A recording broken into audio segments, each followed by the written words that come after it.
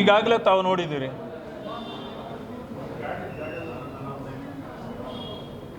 ಯಾರ್ಯಾರು ಕಾಂಟ್ರಾಕ್ಟರ್ಗಳಿದ್ದಾರೋ ಅವರೆಲ್ಲರೂ ಕೂಡ ದಯಾಮರಣಕ್ಕೆ ಕೊಟ್ಟುಬಿಡಿ ಅಂತ ಕೇಳ್ತಿದ್ದಾರೆ. ಯಾಕೆ? ಅವರಿಗೆ ಸಮಸ್ಯೆ ಇಲ್ಲದೆ ಇದ್ದರೆ ಯಾಕೆ ಕೇಳ್ತಾರೆ? ಒಂದು ಕಡೆ ದಯಾಮರಣ ಕೇಳ್ತಿದ್ದಾರೆ, ಇನ್ನೊಂದು ಕಡೆ ಜೀವತ್ಯಾಗ ಮಾಡ್ತಿದ್ದಾರೆ, ಸುಯಿಸೈಡ್ಗಳು ಮಾಡ್ಕೊಳ್ತಿದ್ದಾರೆ. ಇದಕ್ಕೆ ಕಾರಣ ಗದಗ್ನಲ್ಲಿ ಇಂಜಿನಿಯರು ಸುಯಿಸೈಡ್ ಮಾಡ್ಕೊಂಡಿದ್ದಾರೆ. ಇದು ಬಹಳ ಪತ್ರಿಕೆಗಳಲ್ಲಿ ಬಂದಿಲ್ಲ, ಇಶ್ಯೂ ಆಗಿಲ್ಲ. ಅಂದರೆ ಯಾಕೆ? ಇದಕ್ಕೆ ಸರ್ಕಾರ ಉತ್ತರ ಕೊಡಬೇಕಾಗಿದೆ. ಅವ್ರದ್ದು ಬಿಲ್ಲುಗಳು ಇನ್ನೂ 2 ವರ್ಷ ಆದರೂ ಇವರು ಕೊಡಲಿಕ್ಕೆ ದುಡ್ಡಿಲ್ಲ ಇವ್ರ ಹತ್ರ. ಇದು ಎಲ್ಲಿ ಸೋರಿ ಹೋಗ್ತಾ ಇದೆ ಅನ್ನೋದನ್ನು ಕೂಡ ಇವತ್ತು ನೋಡಬೇಕಾಗಿದೆ. ಆಮೇಲೆ ಡೆವಲಪ್ಮೆಂಟು ರಾಜ್ಯದಲ್ಲಿ ಇಲ್ಲ ಅಂತೇಳಿ ಹೆಚ್ಚು ಕಡಿಮೆ ಈಗಾಗಲೇ ಒಂದು 25% MLAಗಳು ಈಗಾಗಲೇ ಮೇಲೆ ಬಿದ್ದಿದ್ದಾರೆ. ಕಾಂಗ್ರೆಸ್ ಸರ್ಕಾರದ ವಿರುದ್ಧವಾಗಿ ಸೆಡ್ತು ನಿಂತಿದ್ದಾರೆ.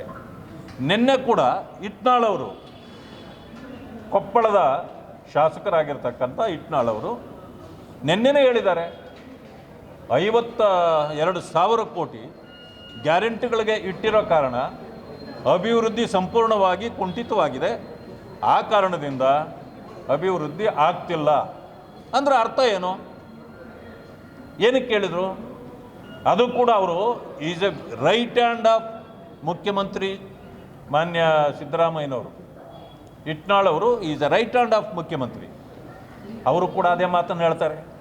ಹಿಂಗಿದ್ದರೂ ಕೂಡ ಬೆಂಗಳೂರಿನಲ್ಲಿ ಯಾರ್ಯಾರು ಟ್ಯಾಕ್ಸ್ಗಳಿಗೆ ಮನೆ ಕಟ್ಟಿಲ್ಲ ಆಕ್ಷನ್ ಆಗ್ತೀವಿ ಅಂತ ಹೇಳ್ತಾರೆ ಸರ್ಕಾರ. ಯಾಕೆ? ಇದು ಅವ್ರ ಪ್ರಾಪರ್ಟಿನ ಎಲ್ಲೆಲ್ಲಿ ಎಲೆಕ್ಟ್ರಿಸಿಟಿ ನಿಲ್ಲಿಸ್ಬಿಡ್ರಿ ಅಂತೇಳಿ ಈಗಾಗಲೇ ಆದೇಶಗಳು ಹೊರಡ್ತಾ ಇವೆಯಂತೆ. ಆಮೇಲೆ ಸುಮಾರು ಇದೆಲ್ಲ ನಡೀತಿದ್ರು ಕೂಡ ಈಗಾಗಲೇ 45,000 ಕೋಟಿ ಸಾಲ ಬೇಕು ಅಂತೇಳಿ ಸಾಲಕ್ಕೆ ಮೊರೆ ಹೋಗಲಿಕ್ಕೆ ಪ್ರಾರಂಭ ಮಾಡಿದ್ದಾರೆ ಅಂತ ಕೇಳ್ಪಡ್ತಾ ಇದ್ದೀವಿ. 800 ಕೋಟಿ ರೂಪಾಯಿದು ಪ್ರಾಜೆಕ್ಟು, ಅಲ್ಲಿ ದುಡ್ಡೇ ಇಲ್ಲ. ಸುರಂಗ ಮಾಡ್ತೀವಿ, ದುಡ್ಡಿಲ್ಲ. ಇಲ್ಲಿ ಸುರಂಗ ಮಾಡ್ತೀವಿ, ಅದಕ್ಕೇನು ಮಾಡ್ತೀವಿ ಅಂತಂದರೆ ಸಾಲ ತಗೋತೀವಿ. ಅಂದರೆ ಸರ್ಕಾರವೇ ಸಾಲದ ಗಿರಾಕಿ ಆಗಿಬಿಟ್ರೆ ಹೆಂಗೆ ಸ್ವಾಮಿ? ಯಾರ ಮೇಲೆ ಇವರು ಸಾಲ ಯಾರ ತಲೆ ಮೇಲೆ ಮಾಡ್ತಾ ಇರೋದು? ಜನರ ತಲೆ ಮೇಲೆ ಸಾಲ, ಮುಖ್ಯಮಂತ್ರಿ ತಲೆ ಮೇಲೆ ಅಲ್ಲ, ಉಪಮುಖ್ಯಮಂತ್ರಿ ತಲೆ ಮೇಲಲ್ಲ. ಇಷ್ಟು ಮಾತ್ರ ಯಾಕೆ? ಇನ್ನೊಂದು ಕೆಲವೇ ದಿನಗಳಲ್ಲಿ ಹಾಲಿನ ದರ ಹೆಚ್ಚಿಸ್ತಾರೆ ಅಂತ ಬರ್ತಾ ಇದೆ. 1,500 ಕೋಟಿ ರೂಪಾಯಿ ಈ ಹಾಲು ಉತ್ಪಾದಕರ ಸಂಘಗಳಿಗೆ, ಅಂದರೆ ಸೊಸೈಟಿಗಳಿಗೆ ಕೊಡಬೇಕಾಗಿದೆ. KMFಗೆ ಇರ್ಬೋದು, ಬೇರೆ ಬೇರೆ ಜಿಲ್ಲಾ ಒಕ್ಕೂಟಗಳಿಗೆ ಕೊಡಬೇಕಾಗಿದೆ. ಯಾಕೆ ಸರ್ಕಾರ ಅವ್ರಿಗೆ ಹಣ ಕೊಟ್ಟಿಲ್ಲ? ಹಣ ಕೊಟ್ಟಿದ್ದಿದ್ರೆ ಸಮಸ್ಯೆ ಬರ್ತಾ ಇರಲಿಲ್ಲ. ಈಗೇನಾಗಿದೆ ಅಂತಂದರೆ ಅಲ್ಲಿ 5 ರೂಪಾಯಿ ಹೆಚ್ಚಿಸಬೇಕು ಅಂತ ಈಗ ಯಾಕೆ ಬೇಡಿಕೆ ಇಡ್ತಾ ಇದ್ದಾರೆ ಅಂದರೆ, ನಮ್ಮ ಕಾಲದಲ್ಲಿ ಕೊಟ್ಟಿದ್ದ 5 ರೂಪಾಯಿ ಇನ್ಸೆಂಟಿವ್ ನಿಲ್ಲಿಸಿದೆ. ಮಕ್ಕಳಿಗೆ ಈ ಹಾಲಿನ ಪೌಡ್ರನ್ನ ಕೊಡ್ತಾಯಿದ್ರು. 120 ಕೋಟಿ ಒಂದು ತಿಂಗಳಿಗೆ ಕೊಡಬೇಕಾಗಿದೆ. ಅದು July, August, September, October, November, December ಇಷ್ಟು ಸೇರಿ 800 ಕೋಟಿ ಬ್ಯಾಲೆನ್ಸ್ ಇದ್ದಾರೆ. ಇಷ್ಟು ಹಣ ಅವರಿಗೆ ಕೊಟ್ಟಿದ್ದಿದ್ರೆ ಯಾವುದೇ ಸಮಸ್ಯೆ ಇರ್ತಿರಲಿಲ್ಲ, ಬೆಲೆ ಏರಿಕೆ ಮಾಡೋ ಅವಶ್ಯಕತೆ ಇರಲಿಲ್ಲ.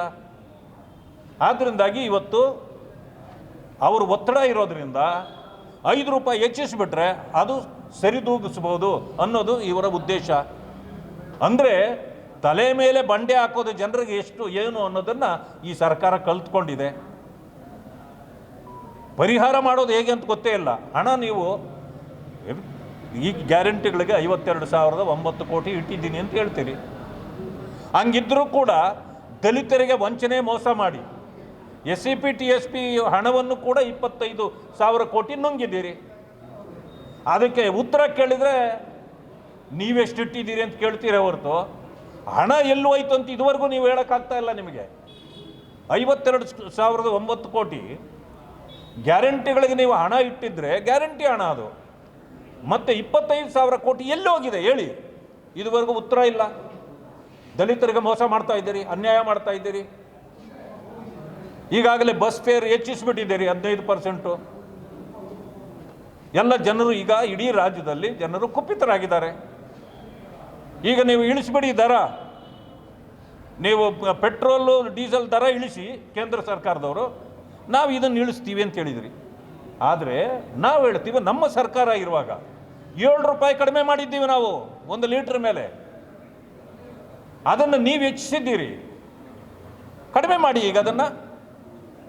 ಕೇಂದ್ರದಿಂದ ಬರ್ತಕ್ಕಂಥ ಇದಕ್ಕೆ ಇವತ್ತು 40 ರೂಪಾಯಿಗಳಷ್ಟು ಪೆಟ್ರೋಲು ಡೀಸೆಲ್ ಮೇಲೆ ರಾಜ್ಯದ ತೆರಿಗೆ ಇದೆ.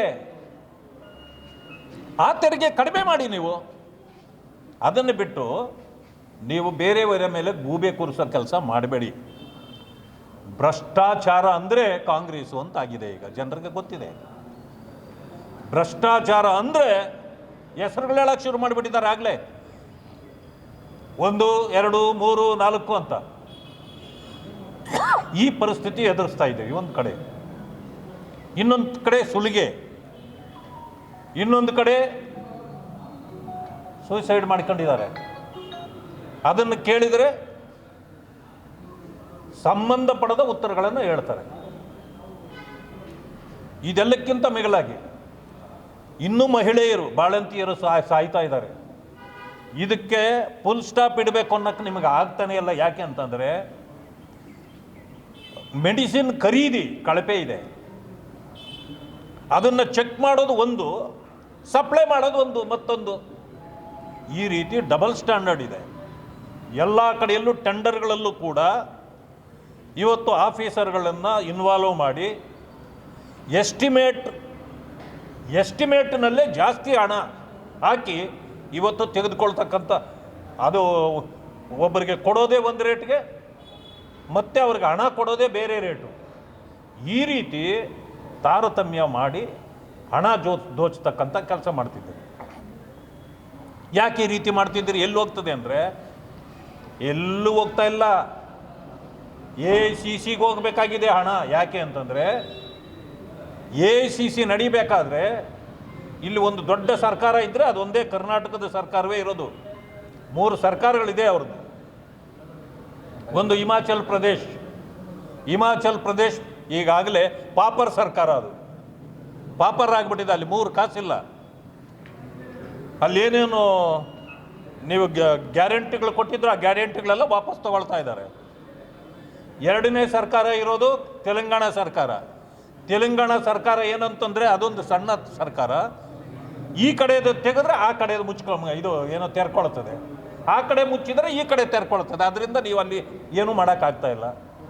ಇನ್ನಿರೋದು ಇಲ್ಲಿ. ಯಾಕೆ ಅಂತಂದರೆ ನಮ್ಮ ಜನ ಅಮಾಯಕರು. ಆಮೇಲೆ ಒಂದು ರೀತಿ ಕರ್ನಾಟಕದ ಜನರು ಸ್ಟ್ಯಾಂಡರ್ಡ್ ಜನ, ಅವರು ಎಲ್ಲ ವಿಷಯಕ್ಕೂ ತಲೆ ಹಾಕಲ್ಲ, ಏನೂ ಕೇಳಲ್ಲ. ಅದರಿಂದ ಮೋಸ ಮಾಡೋಕ್ಕೆ ಭಾಳ ಸುಲಭ ಅನ್ನೋದನ್ನು ಇಟ್ಕೊಂಡು ತಲೆಯಲ್ಲಿ ಸರ್ಕಾರ ಸಂಪೂರ್ಣವಾಗಿ ತಲೆ ಬೋಡಿಸೋ ಕೆಲಸವನ್ನು ಮಾಡ್ತಾ ಇದ್ದಾರೆ. ಅದಕ್ಕೆ ಇಲ್ಲೇನಾಗ್ತಾ ಇದೆ ಅಂತಂದರೆ ಲೂಟಿ ಆಗ್ತಿದ್ರೂ ಕಾಣ್ತಾ ಇಲ್ಲ. ಈಗ ಸಾಲ ಬೇರೆ ಮಾಡಿ ತಲೆ ಮೇಲೆ ಹಾಕ್ಲಿಕ್ಕೆ ಹೊರಟಿದ್ದಾರೆ. ನೀವು ಈಗ ಹೇಳಿ ಗ್ಯಾರಂಟಿಗಳ ಬಗ್ಗೆ ಅದೇ DK ಶಿವಕುಮಾರ್ ಅವರು ಹೇಳಿದ್ದಾರೆ. ಹಂಗಾದ್ರೆ ಮೋದಿ ಅವರು ಹೇಳ್ತಾರೆ ಇದನ್ನ ಯಾಕೆ ಕಾಪಿ ಮಾಡ್ತಾ ಇದ್ದಾರೆ BJP ಅವರು ಅಂತ, ಮಹಾರಾಷ್ಟ್ರ ಮತ್ತು ಮಧ್ಯಪ್ರದೇಶದಲ್ಲಿ ಮುಳ್ಳನ್ನು ಮುಳ್ಳಿನಿಂದಲೇ ತೆಗಿಬೇಕಾಗತ್ತೆ ಅಲ್ವಾ? ಹಂಗಿದ್ದಾಗ ನೀವು ವ್ಯವಸ್ಥೆಯನ್ನೇ ಕೆಡಿಸ್ತಾ ಇದ್ದೀರಿ. ರಾಜಕಾರಣ ಮಾಡ್ತಕ್ಕಂಥವನು ನೀವು 5 ಗ್ಯಾರಂಟಿ ಕೊಟ್ಟಾಗ ಮತ್ತೊಂದು ಸರ್ಕಾರ ಬರಬೇಕಂದ್ರೆ ಅವನು 10 ಗ್ಯಾರಂಟಿ ಕೊಡಬೇಕು ಅಂತ ಒಂದು ಕೆಟ್ಟ ಪದ್ಧತಿಯನ್ನು ನೀವು ತಂದಿದ್ದೀರಿ. ಅದಕ್ಕೆ ಇವಾಗ ಏನು ಮಾಡಬೇಕು? ಹಂಗಿದ್ರೆ ನೀವು ಗ್ಯಾರಂಟಿ ಕೊಟ್ಬಿಟ್ಟು ಕೆಡಿಸ್ಬಿಟ್ಟಿದ್ದೀರಿ. ನಾವು BJPನವರು ರಾಜಕೀಯ ಮಾಡೋದು ಇವತ್ತಿಂದ ನಿಲ್ಲಿಸ್ಬಿಡ್ತೀವಿ ಅನ್ನೋಕ್ಕಾಗತ್ತೆ ಅಂತ ನಾವು ರಾಜಕೀಯ ಮಾಡಬೇಕಾಗಿದೆ. ಅದರಿಂದಾಗಿ ನಾವು ಕೊಟ್ಟಿದ್ದನ್ನು ಮೊದಲೇ ಪರಾಮರ್ಶೆ ಮಾಡ್ತೇವೆ. ಇದು ನಾವು ಏನು ಆಶ್ವಾಸನೆ ಕೊಡ್ತೇವೋ ಇದು ಮುಂದುವರಿಸ್ಬೋದಾ, ಮುಂದಿನ ದಿನಗಳಲ್ಲೂ ಕೂಡ ಇದನ್ನು ಹಾಗೆ ನಡೆಸ್ಬೋದಾ ಅನ್ನೋದನ್ನು ಯೋಚನೆ ಮಾಡಿ ಕೊಡ್ತೇವೆ. ನೀವು ಹಂಗಲ್ಲ, 100 ಸುಳ್ಳು ಹೇಳಿ ಒಂದು ಮದುವೆ ಮಾಡಬೇಕು ಅಂತಾರೆ ಒಂದು ಗಾದೆ. ನೀವು 1000 ಸುಳ್ಳು ಹೇಳಿ ಸರ್ಕಾರ ತಂದುಬಿಡ್ತೀರಿ. ನೀವು ಅದನ್ನು ನೆರವೇರ್ಸೋಕ್ಕಾಗೋದಿಲ್ಲ. ಜನರ ಕೈಯಲ್ಲಿ ಶಾಪ ಹಾಕ್ಸ್ಕೊಳ್ತಾ ಇರ್ತೀರಿ. ನಾವು ಶಾಪ ಹಾಕ್ಸ್ಕೊಳ್ಳೋದಿಲ್ಲ. ನಾವೇನು ಆಶ್ವಾಸನೆ ಕೊಟ್ಟಿರ್ತೀವೋ ಅದನ್ನು ನೆರವೇರಿಸ್ತೀವಿ. ಗ್ಯಾರಂಟಿ ನ್ಯೂಸ್, ಸುದ್ದಿ ಖಚಿತ, ನ್ಯಾಯ ನಿಶ್ಚಿತ.